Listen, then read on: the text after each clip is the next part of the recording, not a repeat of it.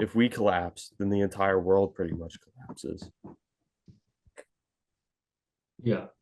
I don't But I don't I know if mean, I'd agree about the Great Recession So being the cause of that like though. But America, if what America and Europe, deontological practices caused the '08 recession? financial I, practices, yeah, but I think that's actually that Like if Keynesian anything that economics, like that legitimates no, Roth's position though. I think that what happened was that greed actually got out of control and financial rapaciousness got out of yeah, control. I mean, that's yeah. what led to a weight. You could combat that's that with a not more moralistic framework. utilitarian. Things going out of control is when they cease to be utilitarian and they start to be like a selfish. They start to be moralistic, but they start to be like a selfish morality instead of a utilitarian morality or I a don't, is a selfish universalist morality even a morality. Well, morality though? it's I interesting don't get Yes, actually, it that because is. I either. think that's kind of like when you get into selfishness, then you get into something that's neither. That's pure kind of that's greed. I Mhm. think it's a utilitarianism focused on the individual, and that's the worst one because Yeah. utilitarianism is always it's kind of like a max number happiness, right? Is best, right? Hmm. 5,000 people sad versus 10,000 people happy, good, right? Moralism, right? Is like, well, if 5,000 people are sad, whatever, right? Like, but then there's utilitarianism, right? You kind of take away the numbers, right? You do not understand anybody else's happiness, right? It's utilitarian in the sense that whatever is best for me is worth it, right? Like I will do whatever it takes to guarantee a good life for myself and the people I care about, right? And Yes. it becomes very tribal, right? So I think utilitarianism is like more, you cannot do that with deontology, right? Deontology is it's not rooted in individuals or in population sizes or numbers, right? It's rooted in law, right? It's codified. Utilitarianism can be interpreted though, and it can Hmm. be kind of taken taken in the wrong sense and applied to simply the individual, and that's what happens in '08, right? Hmm. Like I think a good example then is it's like murderers and psychopaths, right? Like they're still functioning under it's definitely not deontology, right? They're still functioning under some like utilitarian notion because they're doing what they find more pleasurable for them at the cost of another individual, right? Yeah, but that's actually against utilitarianism or against the classical conceptions. Because when I think about That's utilitarianism, what I mean. I think That's about what I 18th mean. century. I think about later on the 19th century people like Mill. But if you go back to Jeremy Bentham, he was really the godfather of this entire term. He says in his writings and in his books that moral considerations have to be considerations of questions that impact the well-being of all people or of all sentient beings. He was actually pretty radical for his time, not just any given individual. Because what he's saying is, and I actually agree with this, I like this approach. That's why I don't think that a very radical moralism and also a type of altruism, a very selfless altruism, are necessarily at odds. And I wouldn't outright call myself a utilitarian. I was definitely attracted to that in the past when I was much, much younger. And my views, I think, were less mature in some sense, 12, 13 years old. I thought that that would provide a solution, not just to political problems, but to basically all problems, any problem that someone could face in their own life, that society could face, and so on and so forth. But I do think that some of the core ideas that it centers on about the nature of well-being, the nature of goodness, about what's good in the first place and how we realize that in the world are pretty valuable, or at least they contain the seeds from which value sprouts, intellectual value sprouts. And I think one key idea is that, okay, if you think about any given person, and if you believe in the validity of a type of psychological hedonism, which is that people are primarily motivated by the pursuit of pleasure and the minimization of pain, which I think is actually pretty accurate, to be honest. I mean, I used to disagree with that at some points in my life. Now I think it makes sense. I'd like to hear what you guys think about that. Then you realize that, okay, well, I'm not the only person who exists. And these same bases for my actions and my decision making only even exist insofar as they're also embedded within the broader world around me. They're made possible by the conditions of the world around me, and tons of other people have to navigate that same world. They have to navigate those same conditions, and they're probably governed by very similar motives. So, and even thinking about your own well-being and the pursuit of your own well-being, in order to be consistent utilitarian, you have to suppose that the well-being of other people also matters because their experiences, while not identical to, are fundamentally equivalent to yours on a deep, deep level. And that's why I'm an altruist in some sense. I think that that should be one of that is one of the highest ends of life. I don't think that it conflicts with utilitarianism or even really with hedonism. Actually, I don't think that hedonism is as bad as it's oftentimes made to be. And I think that it has its limits, but an Epicurean type of hedonism, with respect to the thinker Epicurus, who I've taken a lot from over the years, which states that we should try to pursue some type of peace and tranquility in life, a freedom from suffering and stress, which is also found in Buddhism in some extent. I think it's pretty valid. I think that's actually probably what we should be striving for in pretty much any domain of life. So, I mean, what do Yeah, you I pretty guys much think agree about with Jordan. I mean, I guess I misspoke earlier. I kind of just threw in '08 because I was thinking about the Great Depression where it was they kept, ramping up the speculation and then it turned out to like completely evaporate and like cause a Great Depression. But I guess a more Yeah. accurate way of describing me and Raphael's disagreement is the utilitarianism that I support is a selfish utilitarianism only because it's what helps me will help my fellow countrymen, right? So I feel like things like what Putin did to some extent was not utilitarian because it did not, it did not succeed. It failed as a whole entire country. It was Like what we definitely were not getting, utilitarian. yeah, it was selfish. Like what happened with, the '08 was caused by selfishness rather than, national um utilitarianism. National utilitarianism and altruism to some extent are the same thing, except for it, like the limits. If you're an altruist, then you are essentially a utilitarian for the entire world. If you're selfish, you're a utilitarian for yourself. If you're a nationalist, you're a utilitarian for your nation. Agree. So Yeah, I mean, um, yeah, I see what you're saying. You things know, I think the like most, things like sorry. the expansion of Germany into Russia, things like that, where they just tried to overexpand. That is not at all um, utilitarian in the sense that I'm talking about. What I'm talking about is for what helps the people instead of helping billionaires, instead of helping, a certain group of people that, might not like Palestinians that much, instead of helping like these special interest groups. What I say as far as utilitarianism, when I say utilitarianism, that's what I'm referring to. It's the utility of the nation. Because to be honest, Max Stirner's to some extent is correct that you're doing everything for yourself because that's all that exists to you. Jordan, all that exists to you is yourself. You're perceiving everything through your mind, right? So what makes you happy is what you are going to go for. But being selfish will ultimately make you not happy. You're going to have some guilt if you screw over your fellow countrymen, right?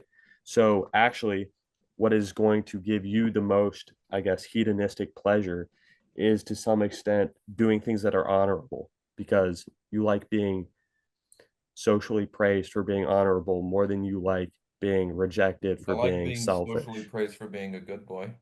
I liked Stirner more in the past, just because aesthetically he's very cool. The portrait's cool. There's so much fucking lore about him. Some people don't even think he existed. I like that the term spook I always found really funny and Yeah. cool. But now that I Yeah, I think more try not to deeply, use that. I try not to use that term yeah, because people are gonna think I'm saying something else. yeah. Oh, yeah. No, but the memes around him were very funny back in the day, very influential. And that was an interesting time. But now, if I actually had to think deeply about it and on a more mature level, I mean, I definitely have problems with ethical egoism. I don't really think that it makes sense unless Yeah, you I agree. actually, because I What just I don't see agree, why, I don't see why you wouldn't universalize or extrapolate that notion of well-being onto other people.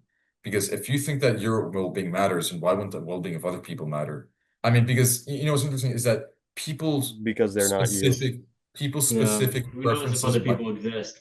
no, people's specific preferences might clash, but I think most of us would agree that the fundamental essences are basically the same. I mean, we are conscious beings.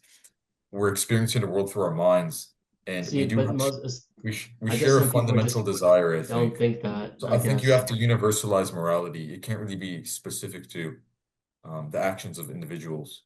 if you care about yourself, you have to care about others. I mean, I think it's literally it's a logical obligation. That's Yeah. actually I'm not really a Hamilton's Kantian law. on I'm not a Kantian on morality. I think Kant's system is pretty far from ideal. But I do think he was pretty smart to talk about universality and to say that, or the principle of universalizability rather, to say that, okay, when you're considering an action, and if you're considering both the consequences and the basis of the action, so both the consequential side and the deontological side, you have to consider what happened in a world where everyone acted in a similar manner or on that same basis. And if it doesn't work out, it might be a bad idea. So that's why the pursuit of happiness pretty much always wins out. Because even if everyone's doing that, you wouldn't really expect major problems to arise unless the specific means through which we pursue happiness differ from person to person. But to be honest, I don't think that they necessarily have to differ. And I think that if you think that they differ so heavily, you're probably somewhat confused. I mean, I don't want to sound like a complete normie rationalist, but I think the problem is that, and the root that lies at or the problem that lies at the core of many of the world's issues and conflicts is that people just aren't really thinking that rationally.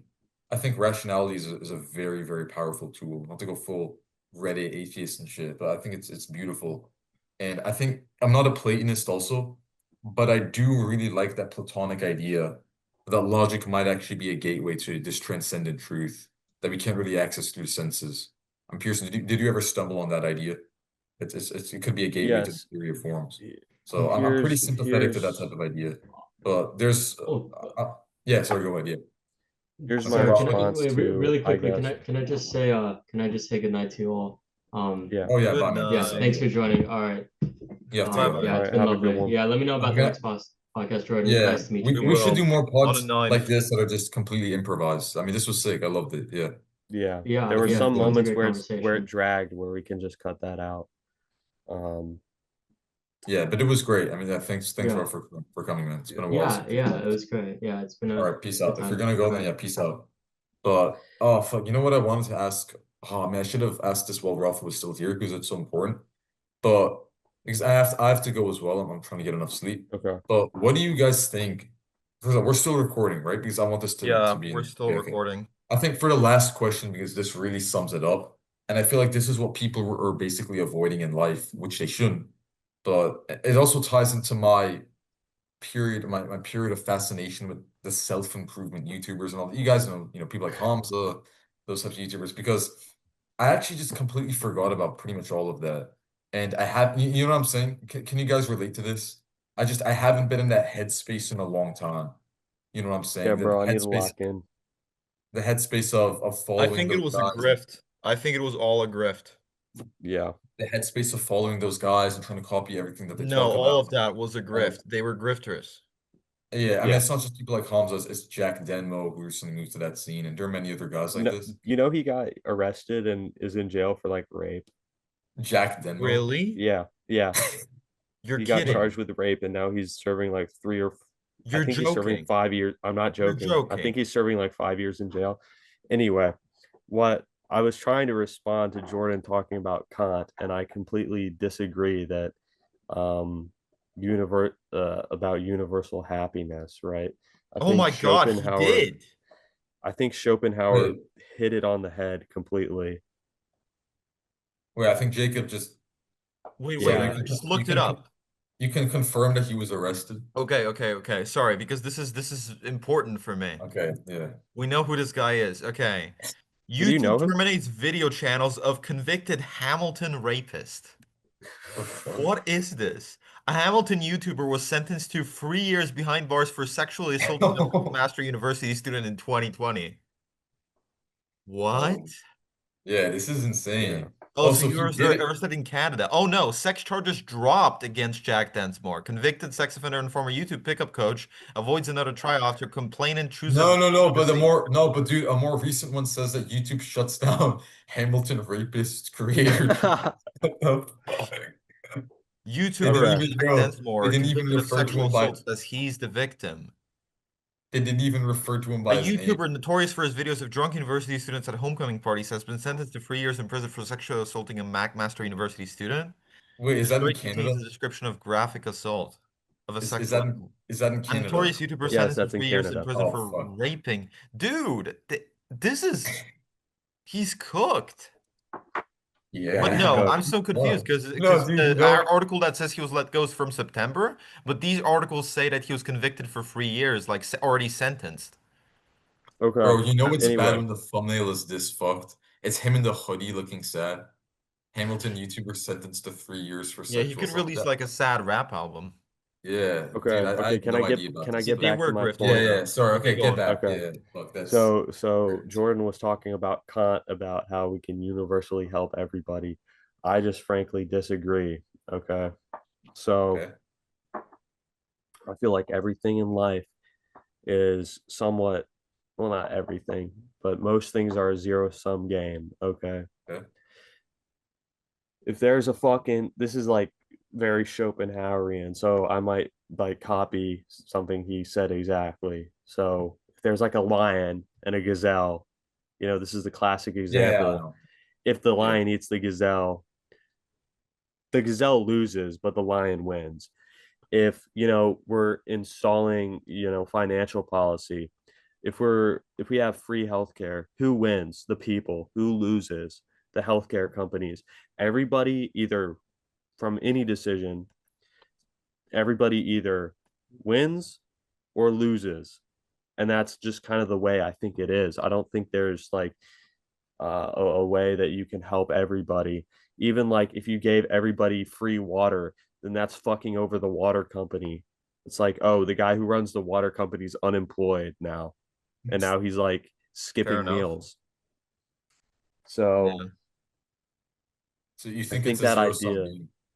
well, not We're just exactly zero sum. I think, the majority of people who are kind of proletariat, working class people, um, that's the majority of America. And what would help them, and by virtue of that, me, because I'm one of those people, um, is overall morally beneficiary over, it helping some bourgeois businessman. But I only think that because that helps me. If most people were like, if I was a fucking CEO, I would do what helps me because that's what helps me survive, right? Ultimately, this is what I was been getting me at since the beginning of this podcast.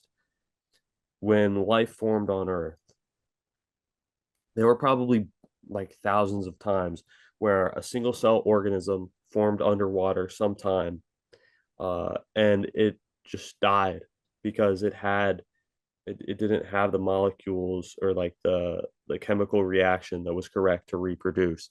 But ultimately there was one that did reproduce, and so that became the way of almost every organism that was successful since then, right? So if I want to win, if I want to pass on my genes, then I want to win. And I want other people who they might be elites, they might be fucking homeless people. I want them to lose because that's my prerogative. I don't think this humanistic philosophy is really even a thing that you can achieve. Like, even you know who actually is trying to fulfill the actual fruition of these humanistic ideas? Ooh. It's like George Soros and Karl Popper. That's who's actually trying to fulfill this like Kantian idea of helping everybody through the open society, and that's going to have disastrous effects. Like, they're going to try to help everybody, and then it's going to end up with like kids being groomed. It's going to end up with stabbings. It's going to end up with like financial crashes, because Are that's you what referring to happens. That's what happens when you try to help everybody. you're referring to the migrant crises in places like Europe with the grooming gangs and shit like that? To some That extent, to that's some, yeah. part of it, but Because I know he also, facilitated that through his policies and through the yeah, open he society. So facilitated that. He facilitated, um, kind of socially progressive views about sex being put into, schools and such.